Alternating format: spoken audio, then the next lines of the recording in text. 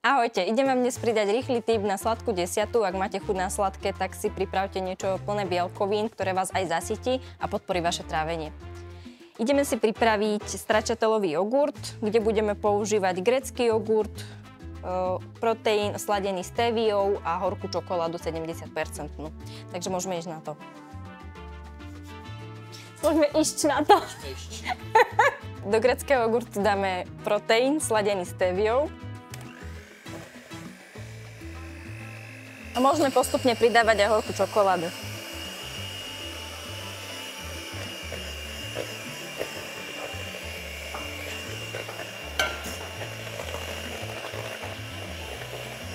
Tento recept je naozaj jednoduchý, zvládne to ozaj každý. Keď si nastruháte na hrubo 70% čokoládu, dáte grécky jogurt, proteín, tak je to super.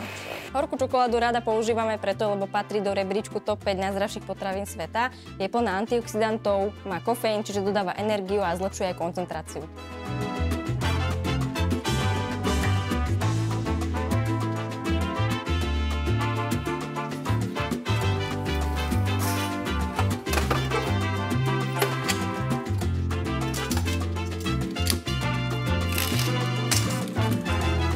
Tak a máme pripravenú zdravú maškrtu na desiatu alebo olovrant.